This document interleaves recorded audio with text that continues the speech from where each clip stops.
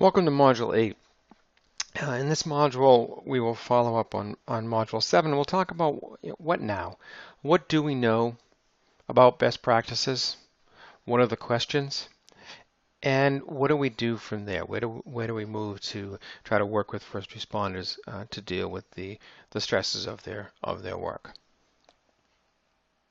So let's review what we've gone over in the first few modules in terms of impacts and symptoms. So in terms of impacts, we know that first responders are subjected to stress. We know that these stresses are both acute and chronic. We know that the stress affects first responders and their families, and it can affect them in a variety of ways. Some ways are adaptive coping. In some instances, first responders use adaptive coping skills. In other instances, the coping skills are maladaptive, which may require intervention with either the first responder and or the family. And we know that from these stressors, there are a variety of symptoms. This lists some of the symptoms. There can be many other symptoms, from depression and anger, which are really different sides of the same issue. Anger is just simply depression outward. Substance abuse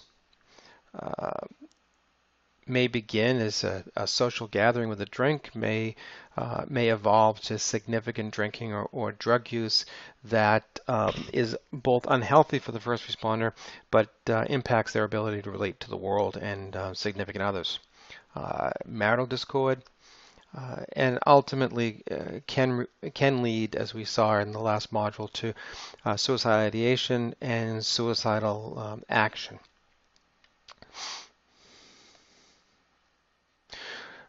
We know that under acute stress and chronic stress, that one of the most effective ways to deal with acute stress in first responders is critical incident stress debriefing.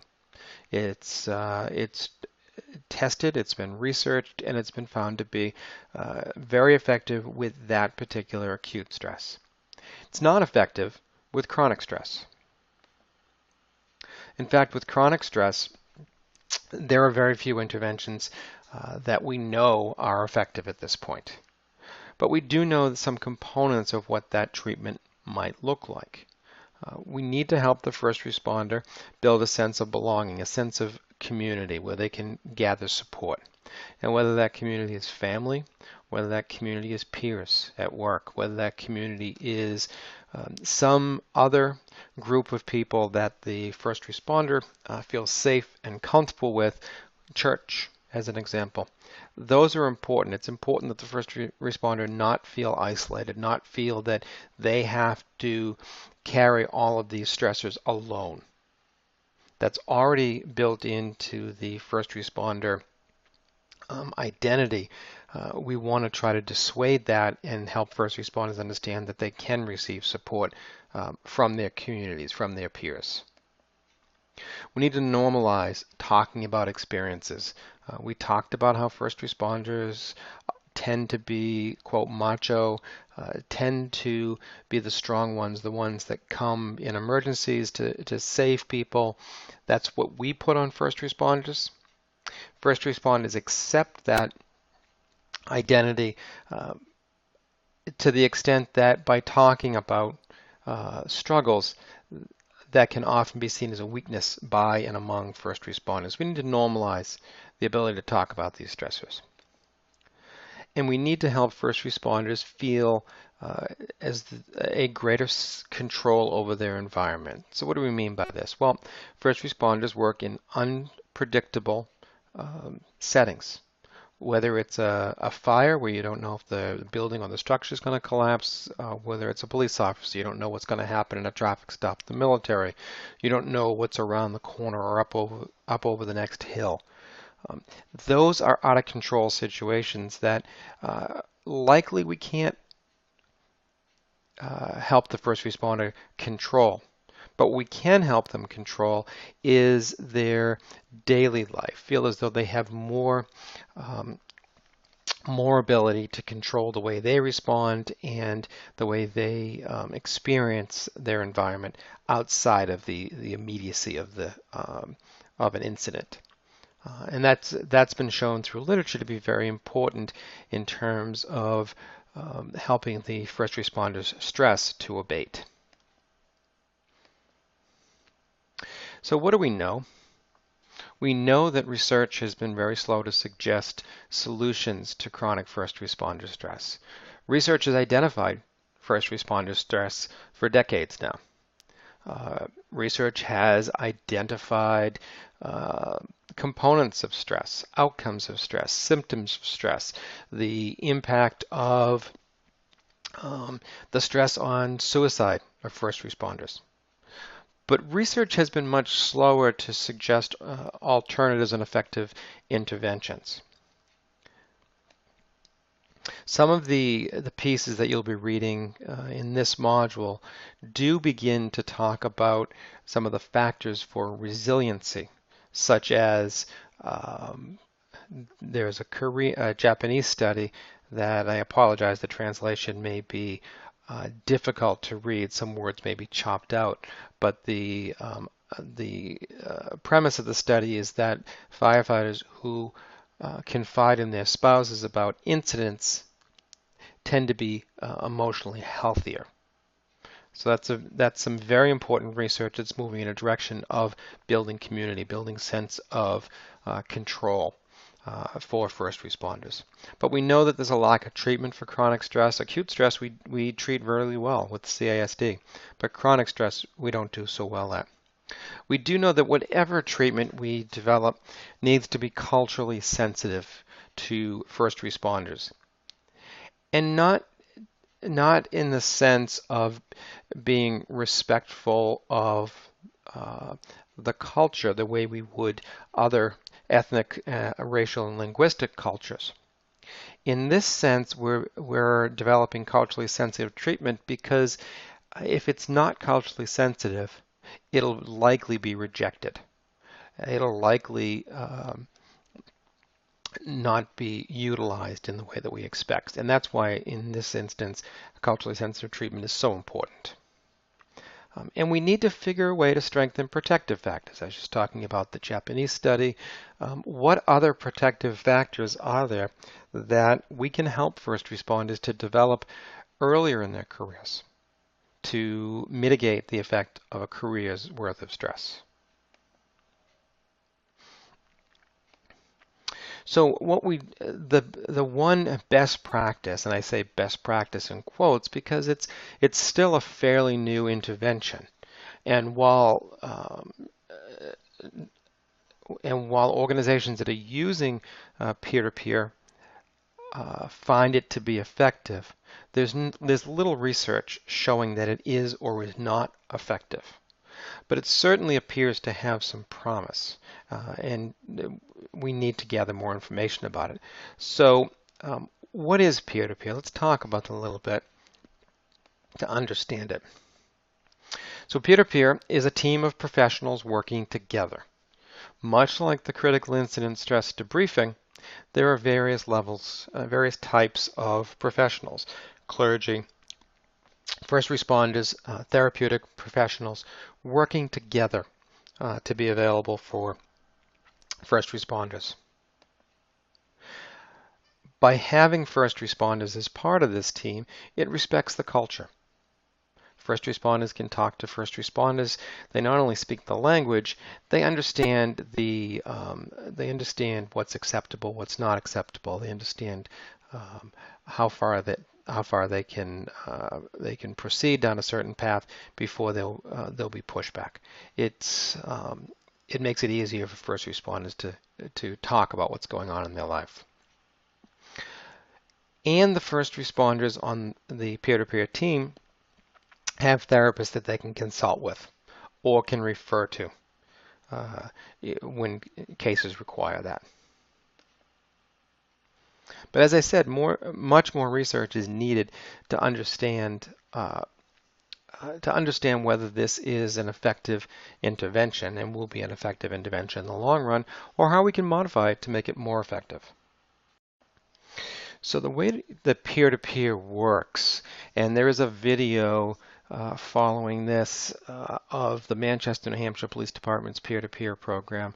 Lieutenant Ledoux will join us again, and she's a member of their team, and we'll talk about the team.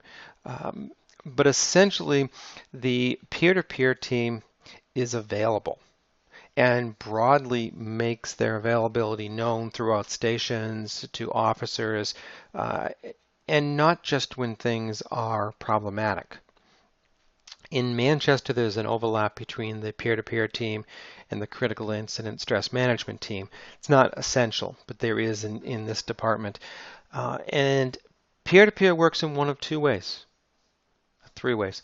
Either the peer will call one of their peers, and there'll be peers of various ranks, so they'll be posted on bulletin boards. They'll just call one of them and say, "I need to talk." That's one way peer-to-peer can be engaged. The other way is one of the peer support team members can notice something's not quite right and can reach out and say, "Hey, did you know you can talk to somebody?" And the third way is that a third party, a spouse, another peer, can reach out to the peer-to-peer team and say, "Hey, this person really needs some intervention," and can engage that way.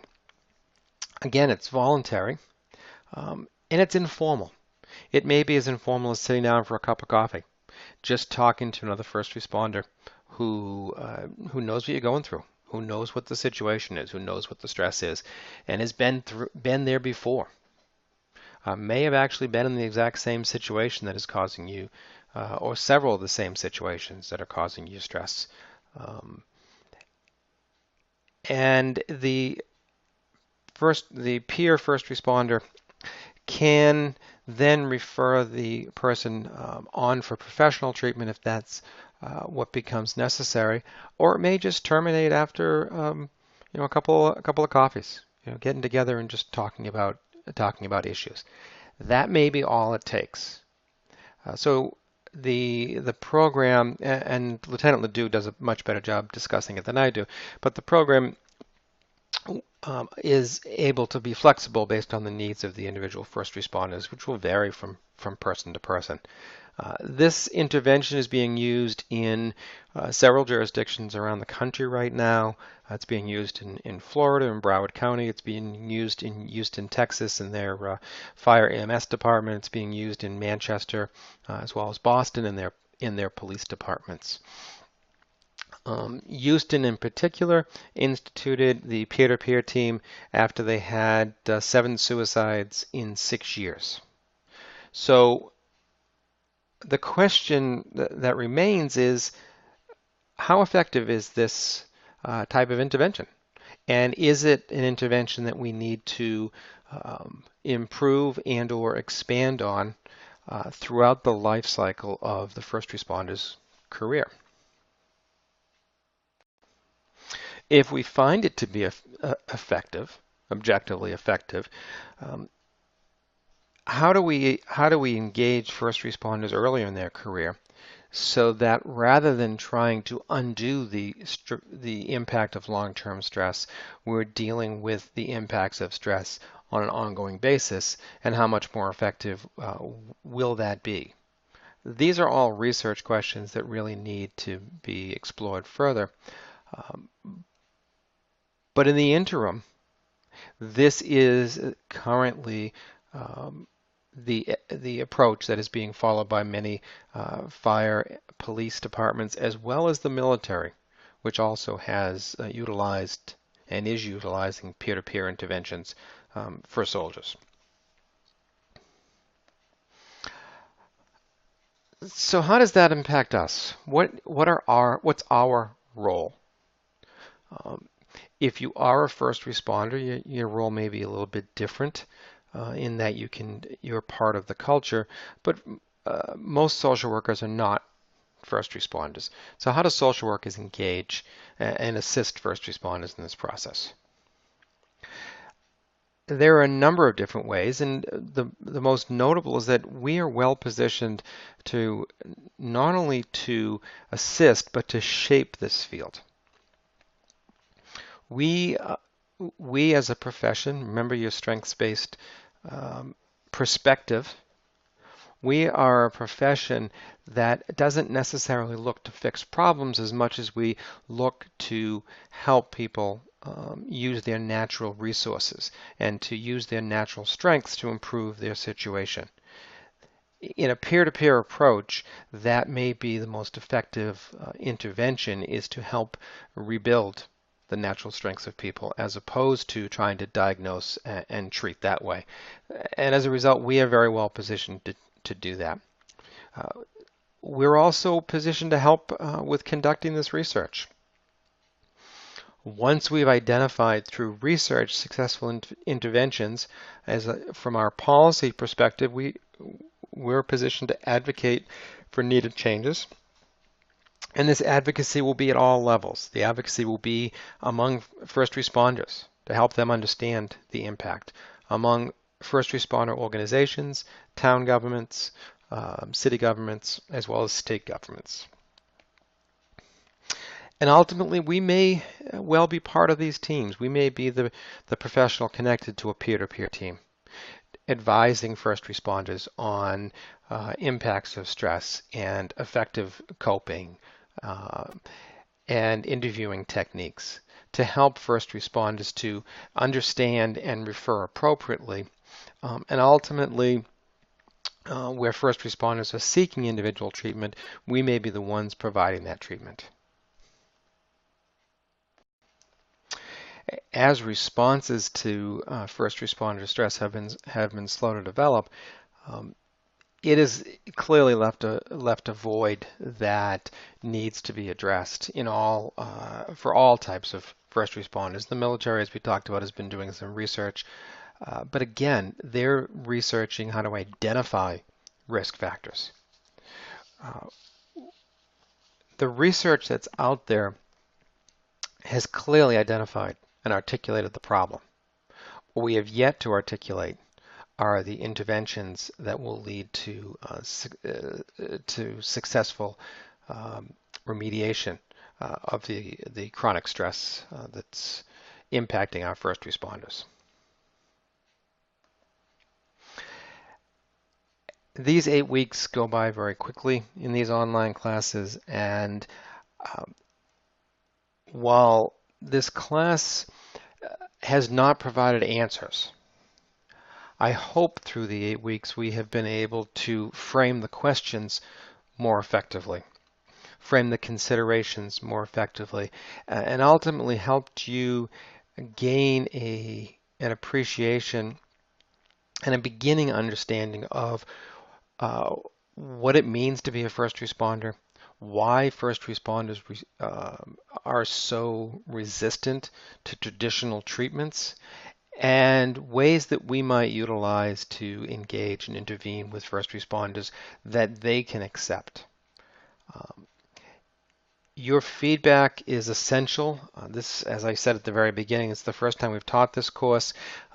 I hope to change and improve this course, not only as the research evolves, but from your feedback. If there are areas where we need to focus more, focus less, focus differently, that's very important information for us as this course continues to evolve and is offered to increasingly meet the needs of our students. I look forward to the discussion boards. I look forward to reading your papers, to looking at your literature reviews, to looking at the framing of your questions. That will help us as well as we begin to take a look at the research in this field and how best to proceed. So I'll see you on the discussion board. Please feel free to reach out to me if there are any questions, thoughts, or concerns. And thank you very much, most importantly, for an enjoyable semester, an engaging semester, and an exciting semester as we talked through some of these issues that are impacting our first responders. Thank you.